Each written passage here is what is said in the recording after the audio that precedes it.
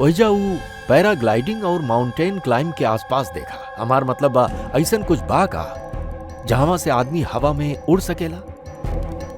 जंगल हा और हाँ, ये 2 हॉट एयर बलून रेंजेस भी हा। तनी देखा था जहां पे खून भइल बा ओकरा आसपास कितना रेडियस में बा? सर ये दोनों 60 किलोमीटर के रेडियस में हा। फिर एक बात तो पक्का हो गई, खूनी वैजा पे ऊ हॉट एयर बलून में बैठल रहे और वैजा से ही ऊ गोली चलेला 3 किलोमीटर के दूरी पे। सर अगर केहू के हॉट बलून के सवारी करे खातिर पहले से बुकिंग करे के पड़ेला, केहू वैसे नहीं जा सकेला? कोनो बात नहीं थे तो वैजा ऊ हॉट एयर बलून के रेंज के ऑफिस में जाके पता लगावा कि ऐसन कौन सा टूरिस्ट रहल जे ऊ 2 दिन में दोनों हॉट एयर बलून में सवारी कैले रहल।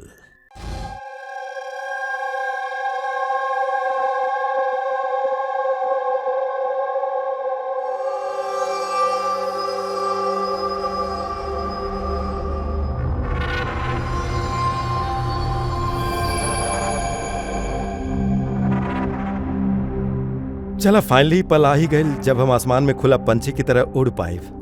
यस, और तुम्हारी उड़ान हम अपन कैमरा में कैप्चर करब। मिस्टर आजाद पंछी, कहीं आसमान में इतना दूर मत उड़ जाइए कि आसमान में गुम हो जा।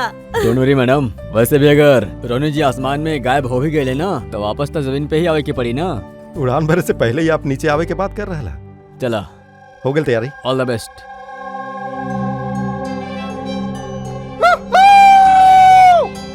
Yes, this is so much fun! Oh my God! Yes, come on, keep going, keep going. Olyo, I love you! Ronnie, I love you. Wow, लागत है काफी एक्सपीरियंस बैन करा के उड़ान की। Of course, अमेरिका में भी वो काफी एडवेंचर्स ट्राई कैले बा, बंजी jumping, paragliding, what not. Bus India में कबू कुछ ट्राई ना कैले रहे और अब जब इंडिया में आइल ही बानी हॉलीडे खातिर तो काहे ना कुछ ट्राई करी।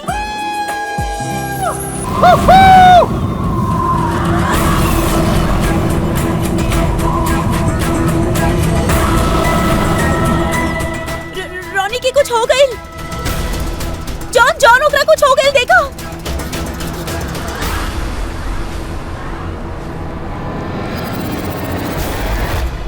रोनी!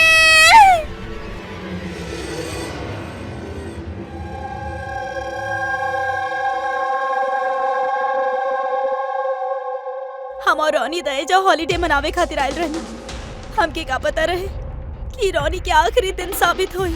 आलिया, हमनी जानता नहीं घड़ी तरह खातिर मुश्किल बा, बाकी प्लीज हिम्मत से काम ला। हम न्यूयॉर्क जाके ओकरा डैड से का जवाब दे कि हम आयल तो ओकरा साथे रली, बाकी लौट अकेले रहल पानी। आपके केहू पे शक बा? के मार सकेला रोनी के? सर रोनी की केहू काहे मारी? हमनी तो एजा केहू के जानत तक नहीं के। कहीं ऐसा तो नहीं खे कि एकर कोनो दुश्मन अमेरिका से एकर पीछा करते एजा तक आ गइल होखे? ना सर, रोनी के कोनो दुश्मन ना रहे। He was such a lively person, सब ओकरा पसंद करत रहले। त तोहार कहल है कि एजा पे इंडिया में केहू रिश्तेदार, केहू दोस्त, कोनो परिवार वगैरह नहीं क्या है एजा? ई देश हमनी खातिर अजनबी बा सर, सब कुछ ना ई पैराग्लाइडिंग वाला लोग कैले बाड़े। प्लीज सर, अरेस्ट देम। आप हमके दोष मत दी यार, ये हमारा रोजी रोटी है। हम काहे मारो कौन टूरिस्ट के? तो के मरलस रोनी के फिर? सर ये हमके भी समझ में नहीं आ रहा है, 3000 फीट की ऊंचाई से गोली कैसे चलल? क्या चलाइलस? तो रोनी 3000 फुट के ऊंचाई पे उड़त रहे। हाँ सर, और हम खुद गियर चेक कर ले रहनी, कोनो भी खतरनाक चीज नहीं रहे ओकरा अंदर। और ओकरा आसपास केहू और के उड़त देखला का? ना सर, केहू भी ना रहे। आसमान एकदम साफ रहे, रेडियस भी क्लियर रहे और वो अपन उड़ान एंजॉय भी करते रहे। सर पता ना का भइल, एकदम से नीचे आके गिर गए। ये जे घाव है ना, हमके ऐसा लागत है कि दूर से गोली चला था और कोनो राइफल से। हाँ राइफल ही होगी, कहे कि जोना हाइट पे ही उड़ान भरत रहे वहां से तो केहू शार्प शूटर ही गोली चला सकत रहे, कौन राइफल से।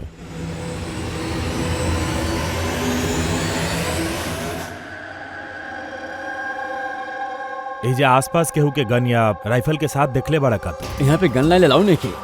आप असली गन के बात कर रहा बानी और दिवाली वाला पटाखा के बंदूक भी नहीं के ला सकती हो। आप लोग देख ले बड़े एजा केहू के? ना मैम, ना मैम, ना देखनी। मिसालिया, जब आप यहाँ पे आईनी रोनी के साथ आपके केहू पे शक भइल? केहू आप लोगन के फॉलो करत रहा के केहू आदमी जी गड़बड़ लागे? ना सर, ऐसन तक केहू ना रहल। तका गोली आसमान से चलल है का? सर हम बताइनी ना, रोनी जी के आसपास में केहू उड़त नहीं के रहल, तो फिर आसमान से गोली चलाई के? हाँ सर, आसमान में केहू ना रहल। आप चाहिए तो ये फोटोज चेक कर सकेनी, एकरा में केहू भी नहीं खे साथ में।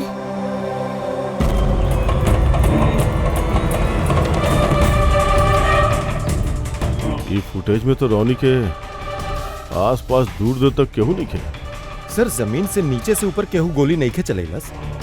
ई कह रहल बाड़े कि उ जब ऊपर उड़त रहे तो केहू ओकर आसपास नहीं खे रहल, तो ऊपर से भी गोली नहीं खे चला सकत। तो ये बताई ई गोली चलल तो कहाँ से चलल और काहे खातिर चलेले रहल?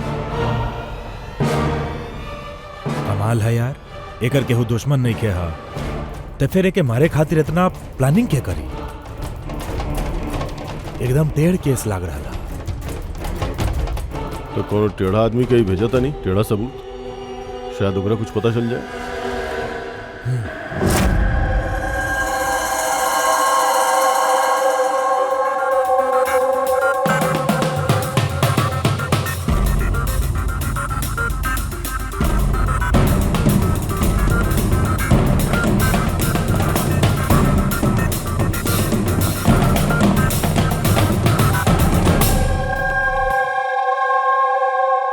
अरे वाह, आज आप दोनों जौन तरह से काम में डुबल बनी, ऐसा लगा था कि बहुत सारा सुराग देख के भेजे वाला बानी हमनी के जैसे।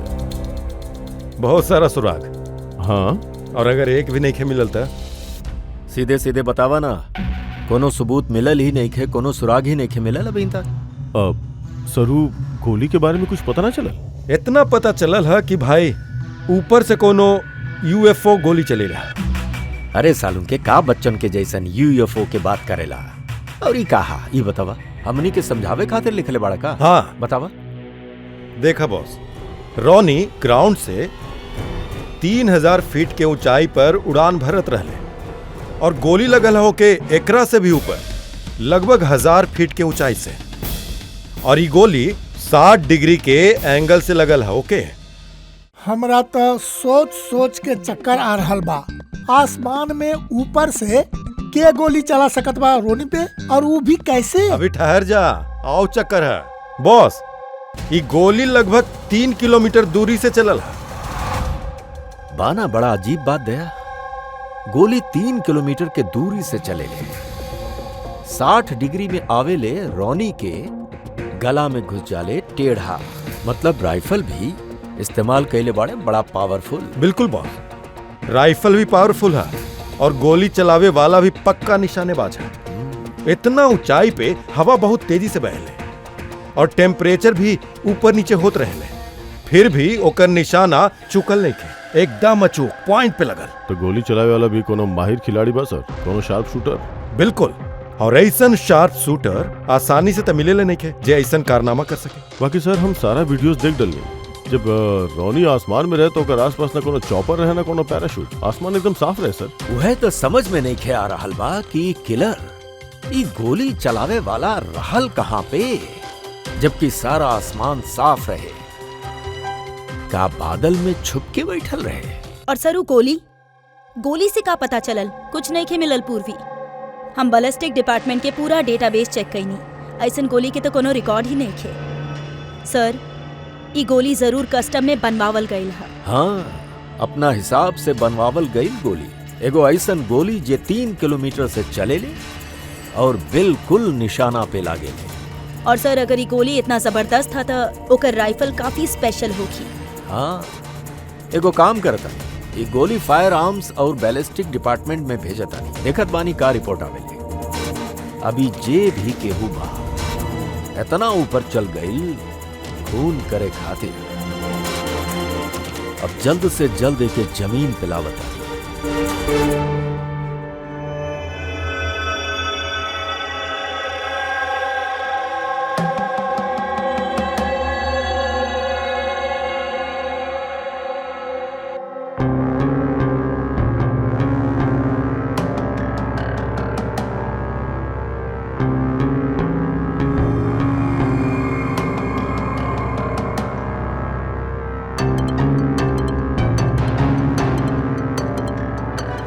भाई, यू कैन डू इट यार गुरु। अब और नहीं चढ़ सकत, बहुत थक चुकल बानी हम। बस हमें ज्यादा दूर नहीं किया, 3000 फीट आगे बानी, पास ही में हा। We can do it, come on.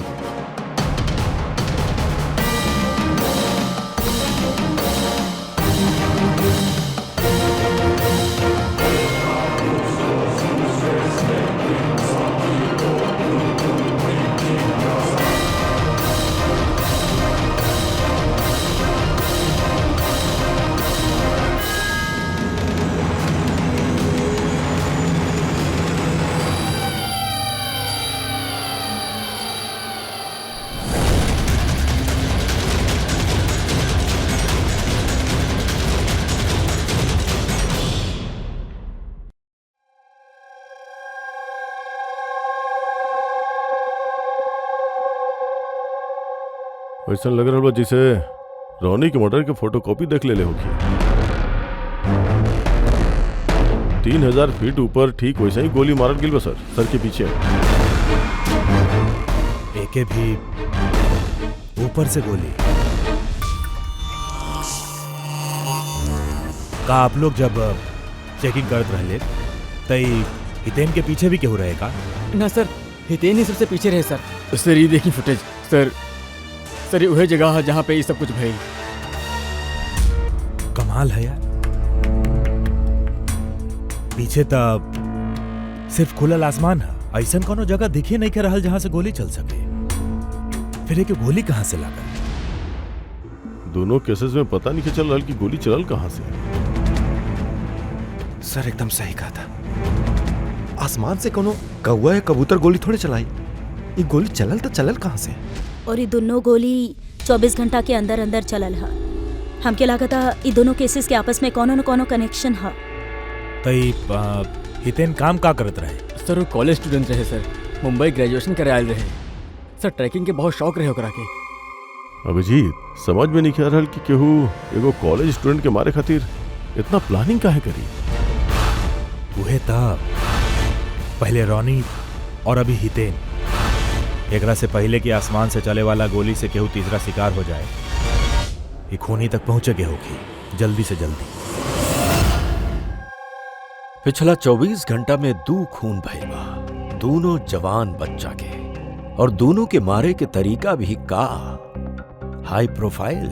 सर दोनों के मौत भइल है एडवेंचर स्पोर्ट करत घड़ी, और जमीन से हजारों फीट ऊपर मार ले सर। बाकी सर सोचे वाला बात ही बाकी खूनी ये एडवेंचर स्पॉट वाला समय ही काहे चुनले सी लोग के मारे खातिर। वो तो उन लोग के कभी भी मार सकत रहे।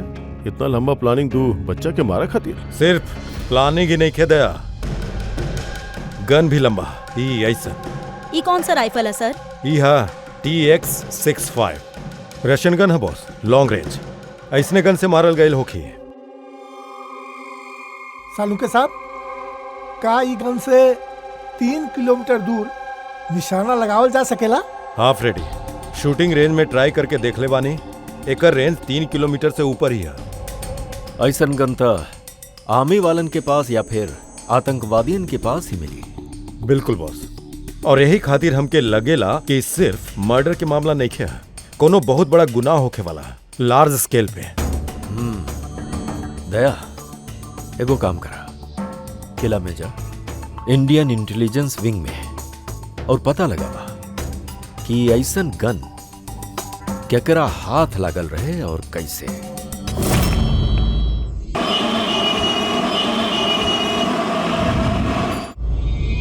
ई सारा खून यह राइफल से भइल है, और आप लोग तो जाने ले ऐसन हाई प्रोफाइल राइफल सबकरा हाथ तक नहीं लग सका। आप बिल्कुल सही कह रहल बानी सर।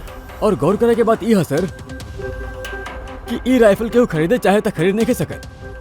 ई 1 या 2 पीस नहीं के बिकत, पूरा के पूरा अलॉटमेंट होखेला। तो पिछला कुछ साल में जो आतंकवादी हमला भइल बा ओकरा में ई तरह के राइफल इस्तेमाल भइल रहे। जी हाँ। तो आपके कोनो आतंकवादी गिरोह पे शक बा? जी हाँ, अगर हमने के अंदाजा सही है तो हम जानी ले कि एकरा पीछे केकरा हाथ था।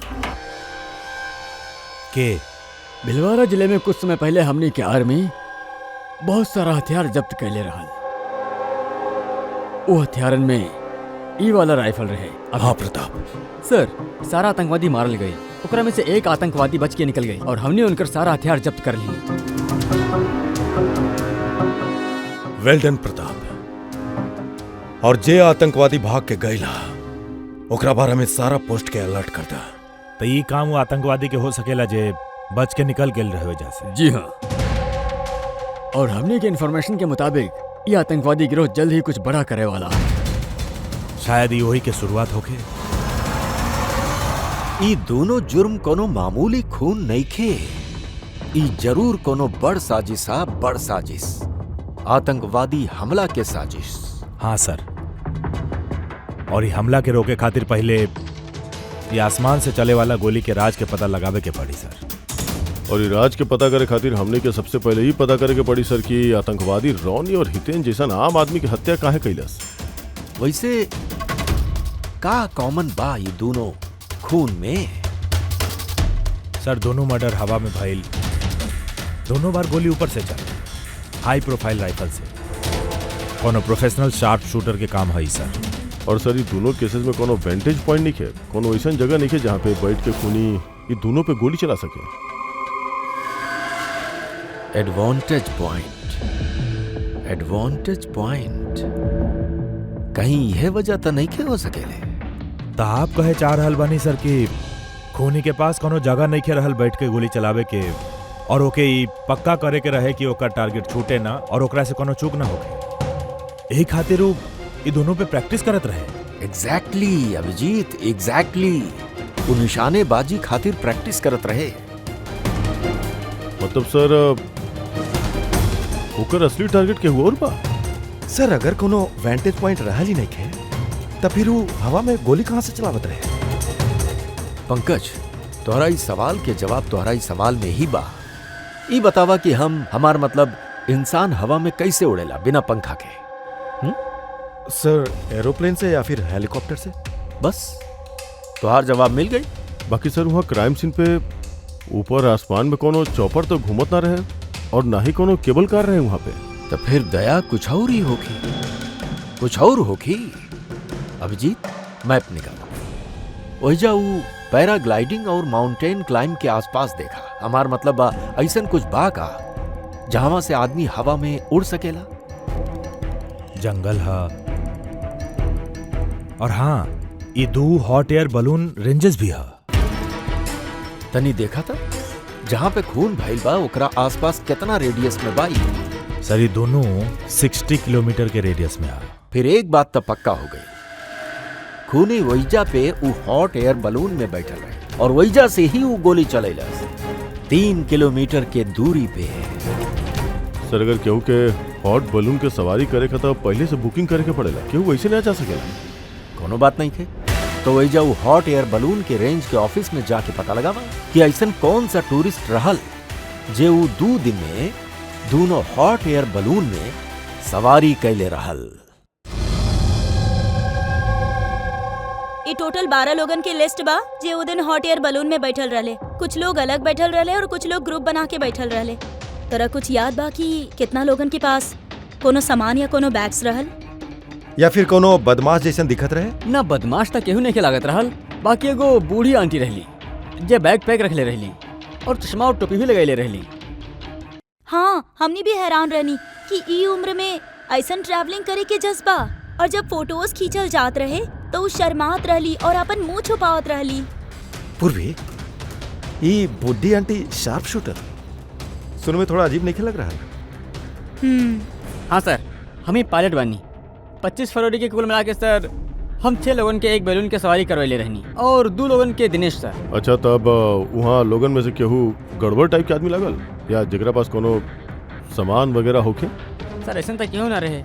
हाँ एगो बुजुर्ग आदमी रहल, पता नहीं कि बात बात पे कहा चिल्लात रहल।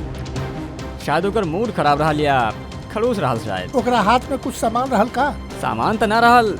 हाँ बैसाखी लेके चलत रहल। बैसाखी लेके चलत रहले? तू लोगन के हिम्मत कैसे भाई हमार तस्वीर ले लेके बिना हमरा से पूछे? तनिक भी तमीज हा के नहीं खे। उड़ावा करो उड़ावा। अच्छा, फोटो खिंचला पे नाराज हो गई? कितना अजीब बात बना सर। लोग हॉट एयर बलून पे रोज रोज तो ना बैठेले, वो तो खुदे फोटो खिंचवावे चाहेले ताकि वो मेमोरी के हमेशा अपना पास रख सके। और कोनो खास बात याद बा उनकर बारे में? सर पता नहीं कि बतावे के चाही कि ना। ना बोला, जे भी याद बा खुल के बोला। उनका चलत देख के लगत ना रहे कि उनका बैसाखी की जरूरत होगी, बाकी फिर भी वो बैसाखी पकड़ के रख ले रहले। अच्छा,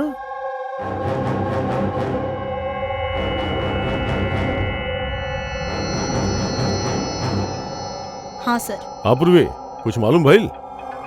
सर ऐजा पर एगो बूढ़ी औरत आयल रहे और ओकरा हाथ में एगो बैकपैक भी रहे, और हाँ फोटो खिंचवावे से भी एतराज करत रहे। अच्छा, यहाँ पे एगो बूढ़ा आदमी आयल रहे हॉट एयर बलून में बैसाखी लेके, और ओकरा भी फोटो खिंचावे से परहेज रहे। सर कहीं बूढ़ा आदमी और ये बूढ़ी औरत एक ही इंसान तो नहीं खे? एग्जैक्टली, वह शार्प शूटर है। ओकर बैग में और एकर बैसाखी में वो राइफल रहे जेकरा से खून भइल बा। और सर दोनों दिन ही ऊपर अकेला ही गईल होगी, काहे कि अगर कोनो और टूरिस्ट के साथ जा तब फिर राइफल सेट करे में और निशाना साधे में काफी मुश्किल हो जात। ना पूर्वी, हमके लगा था वो अकेला ना गईल होखी। मतलब हॉट एयर बैलून चलावल और साथ में ही राइफल भी चलावल, दोनों काम एक साथ कईल बहुत मुश्किल बा। कि हॉट एयर बैलून के पायलट भी होके के चाहिए साथ में। मतलब सर इस जुर्म में पायलट भी मिलल बा? यस, वो काम करा, वो पायलट के पकड़ा जल्दी।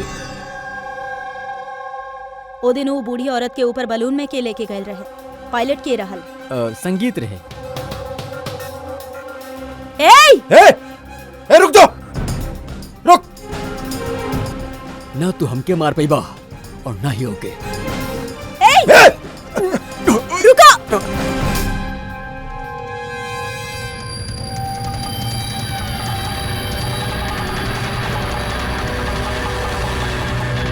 अरे तो अपन जान देवे खातिर तैयार रहा।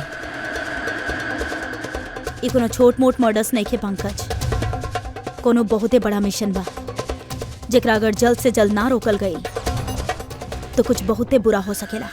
अच्छा गीता, 24 फरवरी के जे आदमी ग्रुप में ना जाए चाहत रहे ओकर पायलट के रहे, के लेके गए ओकरा?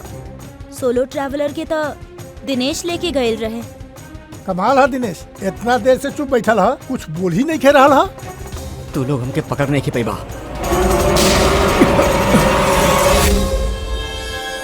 अभी यमराज तोरा अपॉइंटमेंट देवे के मूड में नहीं खे, जब तक हमार सवाल के जवाब नहीं मिल जाए तोहरा जिंदा रहे के पड़ी।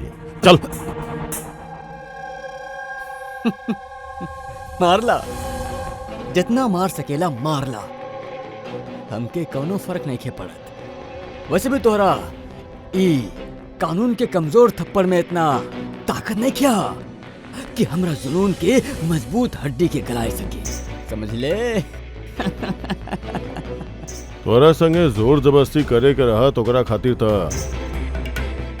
2 मिनट के काम बा हमरा खातिर, पर बाद में ख्याल आवेला तोहार परिवार के, कुंवारी बहन। अगला महीना ओकर शादी बा, कैसन लगी ओकरा के? ओकर शादी हो रहल बा और शादी के वक्त ओकर भाई दुनिया में नहीं है। हाँ, और तोहार माँ हर महीना खर्चा खातिर पैसा भेजेला ना, तोहार गईला के बाद के ख्याल रखी उनका? कभी सोचले बड़ा एकरा बारे में? हाँ ना, चलो अब भी मौका बा, सरकारी गवाह बन जा। वादा करता नहीं तोहरा के जेल गईला के बाद तोहर माँ के ख्याल हम रखब। सच? मतलब पूरा ख्याल रखबा? पूरा ख्याल? हाँ, तोहार माँ के पूरा ख्याल रख। तू बस ई बताबा कि केकरा खातिर काम करेला, तोहर बॉस के है? बता दी, पक्का बता दी। हाँ बतावा। हम जेकरा खातिर काम करेनी ना, हमार बॉस हा, ओकर नाम हा एसपी प्रद्युम्न।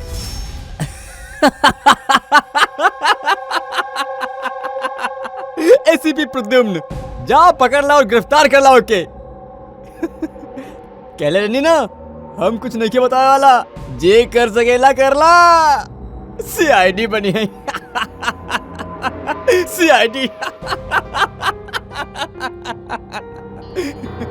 ओ बॉस, बॉस।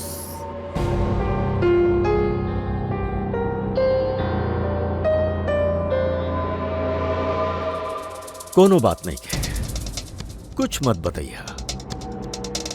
अब हम न तोरा से कुछ पूछब ना कुछ बतावे खातिर तोरा पे जोर जबरदस्ती करब, कुछ नहीं के। खाली एक काम करब, हम तो के सूते ना दे। सूते नहीं के दे? वैसे भी हम अगर जागत रहनी तो हम कुछ बताए वाला नहीं के बानी प्रभु। कोनो जरूरत नहीं है, कुछ मत बतावा, पर सूते ना दे तोरा। ओके।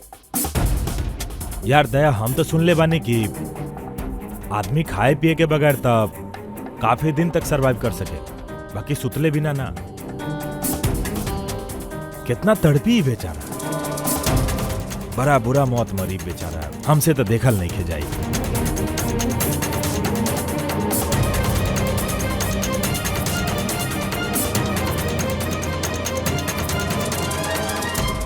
समय काटे खातिर आसानी होखी हैं? अपना जिंदगी के आखिरी पल अपना आंख के आगे गुजरत देखा। ठीक है, थैंक यू। सूते मत दिया एक रखे।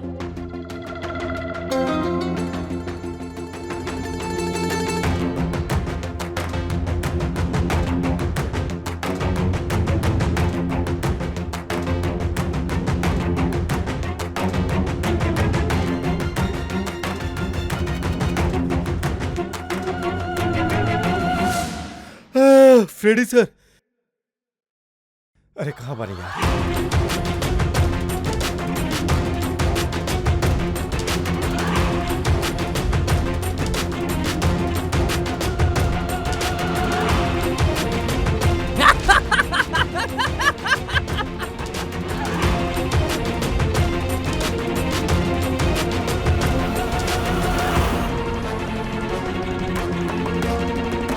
जब तक मुंह ना खोलबे सूते के ना, समझ ले। 5 मिनट भी ना?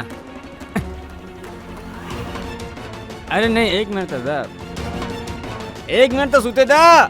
1 सेकंड सूतब नहीं के ना, सूतब बिल्कुल नहीं के, बिल्कुल नहीं। ना सूतब। बस अब टूटे वाला ही भाई।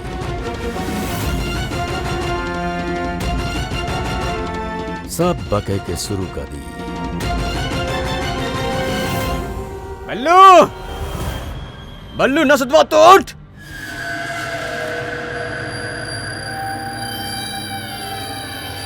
का सूते चाहा था तो सूते दिया अपना भाई, का प्रॉब्लम है? चला हमने सूते दिया तो खाली बतावा कि तोहरा गिरोह के प्लान का है। बताओ थे। हमारा नाम दिनेश नैकिया। हाँ, हमारा नाम बल्लू है, दिनेश नैकिया हमारा नाम। और हमके स्पेशली यही मिशन खातिर तैयार किया गए रहे। और जे जो मर्डर भइल रहे ना, वो प्रैक्टिस रहे। हमार असली मिशन ओके मार। ओके, क्या नाम होकर? स्टीव मल्डन। स्टीव मल्डन, वो इंटरनेशनल पीस मीडिएटर, शांति दूत जे हमनी के देश आएला, दुश्मन देश के बीच ऊ शांति के करार करावेला, आतंकवाद बंद करे खातिर। एसपी, हमने के चाहले कि आतंकवाद कभी रुके। और उस स्टीव मल्डन तो मरे, आप लोग कुछ नहीं कर सकत। और कुछ कर भी ले बना, ओकरा बचा भी ले लेना, तो स्टीव मल्डन के खत्म कर दे। अब हमने के जो शार्प शूटर है ना, एकदम रेडी। कहाँ मारे वाला बाड़े और कब? बोल। जब कॉन्फ्रेंस में भाषण दे रहा लोग ना, वो सबसे सही बॉस, वही सबसे सही समय। उठ। वही सबसे सही समय हुई काहे कि उसमें ओकरा पास सिक्योरिटी वाला ना होगे और जे कॉन्फ्रेंस है ना ये बिल्डिंग के छत पे है तो हॉट एयर बलून पे हमार शार्प शूटर जाई वही जे गोली मारे। कॉन्फ्रेंस 1 घंटा में चालू होके वाला बा, हमनी के जल्द से जल्द पहुंचे के होगी। अरे तू लोग कितना कोशिश कर ला नहीं के बचा पे बाबू के, और हाँ अगर तू लोग बचा भी ले लेना तो हमने दोबारा प्लान बनाई, दोबारा मारब। के मारी कैसन दिखेला ऊ? अरे मोकर शक्ल नहीं के देखनी अभी तक, जब भी आवेला भेष बदल के आवेला। तू लोग कहाँ होके पकड़वा? एके हॉस्पिटल लेके जा जल्दी। सर का हम हॉट एयर बैलून रुकवा नहीं खे सकत जब तक कि कॉन्फ्रेंस पूरा नहीं खे हो जात? ना फ्रेडी, ये हॉट एयर बलून हम नहीं खे रुकवाए। अगर आज रोक देनी तो कल दूसर प्लान करी हम। आज के प्लान हमनी के पता बा, हमनी आज ही बेड़ा बुन से।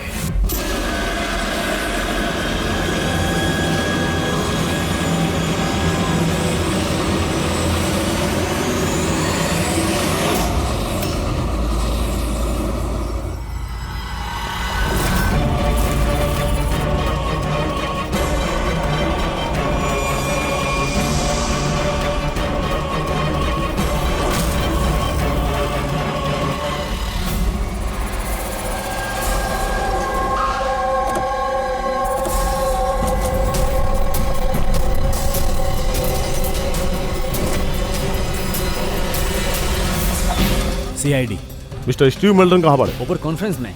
हम निकले चलो उनके पास जल्दी।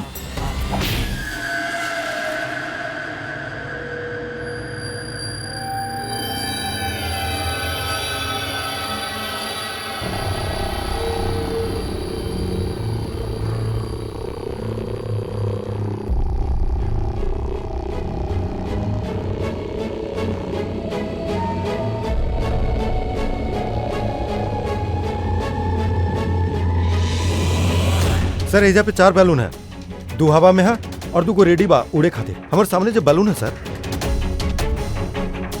ओकरा में एगो कपल है सर, और रू लोगन के पास एगो बैकपैक है। नजर रखो लोग पे। के आ रहल है, के जा रहल है, सब करा पे ध्यान रखिए। ओके सर ओकर बैलून टेक ऑफ हो गए सर। हाँ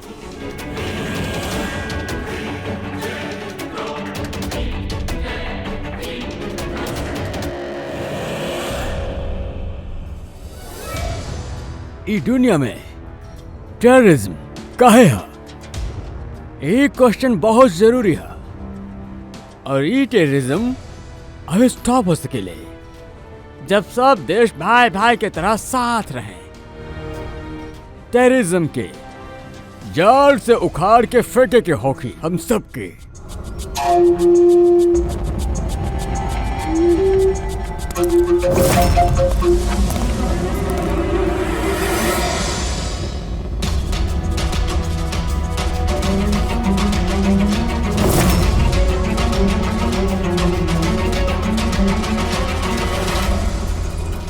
दो म्यूजिशियन बा उड़े के तैयारी में। ओकरा हाथ में गिटार के बैग बा। अब ई बताए मुश्किल बा कि अंदर गिटार बा या गन।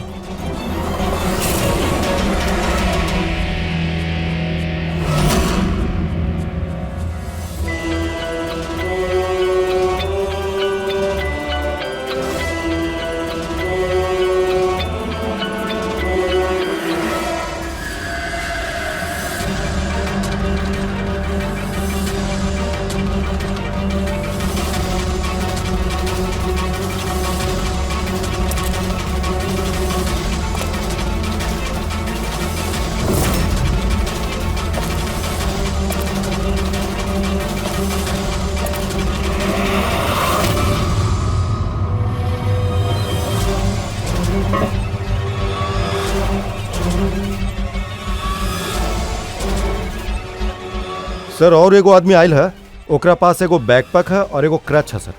वेट करा तनी।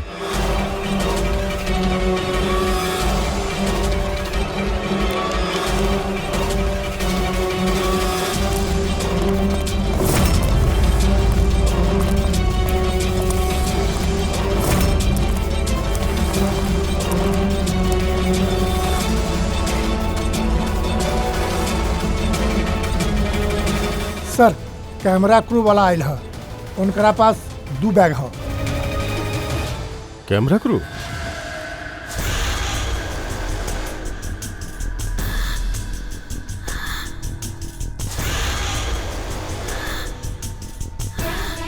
वो लोग के नजर से ओझल होके मत दिया, नजर रखा वो लोग पे।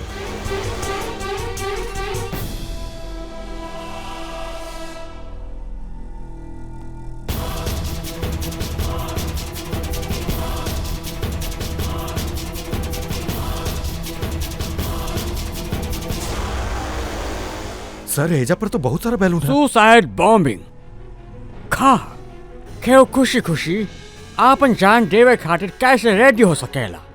जिंदगी अनमोल पन्ना है। Oh no, we need to respect ये सारा बलून? लाइफ और सब देश एकरा में के कौन सा बलून होती मिलजुल जेकर हमनी के के तलाश? आतंकवाद से लड़ाई के चाहिए। लगा तो भेष बदल के आयल बा, ये तो शक्ल से कुछ गड़बड़ लग रहल बा।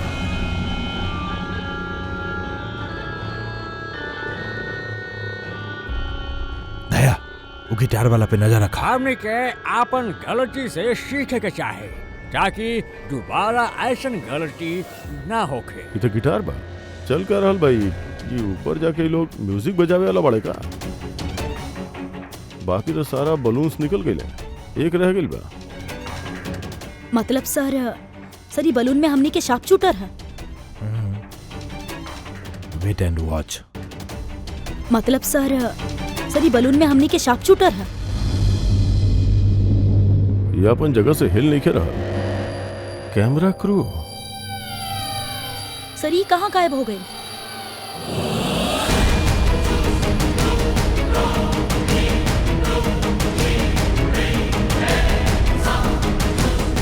सर एकरा पास तो राइफल है, वैसे ही जैसे सालून के सर बतेले रहे। अभिजीत,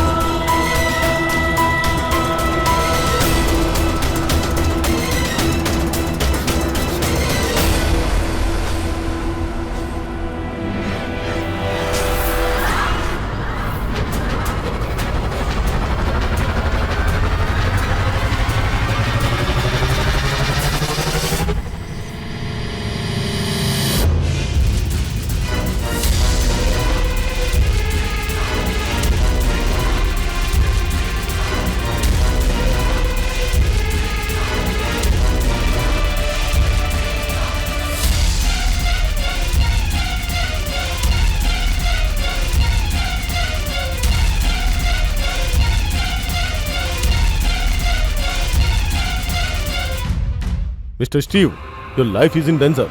आपकी जान के खतरा बा। अब क्या करेंगे? We have a plan. Thank you Sadie. अगर आप लोग आज सही वक्त पे नहीं के आए तो हम जिंदा नहीं के होके। देखिए मिस्टर स्टीव, अभी खतरा गैल नहीं के, अभी केहू पकड़ल नहीं के गैल। ई खातिर बी सेफ, हैं? Be careful. Okay ready? Pankaj, वो बैलून पे नजर रखा, आंख से होजल होके मत दिया। हाँ सर, हम लोग बैलून के ट्रैक कर रहल बानी।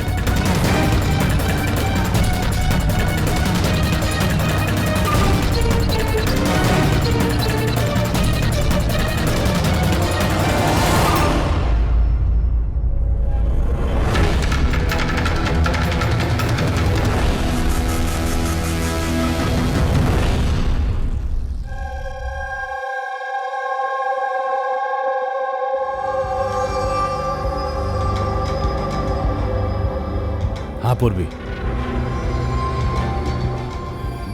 Good job, congrats. पकड़ल गए killer mister yes Abhijit. Mister Steve, we got it. Yes, वाह शायद ही बरसों से ये देश की सेवा कर रहा है और आज एक बार फिर आप एगो खतरनाक टेररिस्ट के पकड़ ले बानी। अभी वो पकड़ल गईल हा, बहुत जल्दी हमने ओकरा पूरा ग्रुप के पकड़ ले। Mister Steve, we are very proud of you. आप जैसन लोगन के दुनिया के जरूरत है, जे आप जैसन साहसी होके और नेक होके।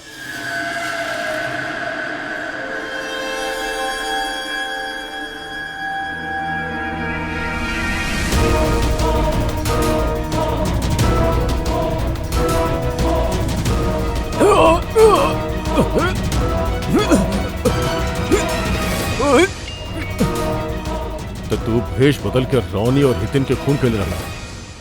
तू ही रहला शार्प शूटर। अब जेल के उड़ान भरी है फांसी पे झूलत समय। तो क्या लगा था तो हमके पकड़ लेला तो स्टीव जिंदा बच जाई? कभी नहीं की कभी ना हमने के तादाद इतना ज्यादा है कि तोहर कानून हमने के ढूंढत थक जाई। बाकी हमने खत्म नहीं की होगा। खत्म होके तो तुम्हारी देश।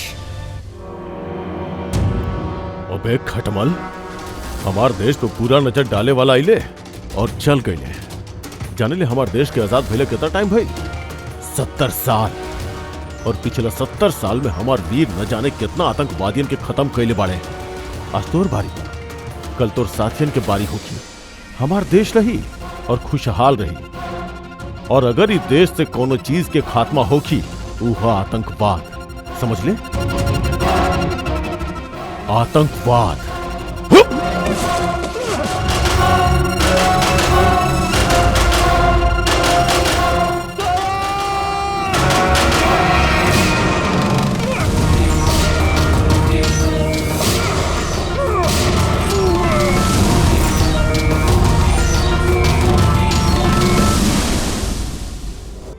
आतंकवादी पीठ पे ही गोली मरबा। हम लोग यहाँ खाई ने गोली यहाँ।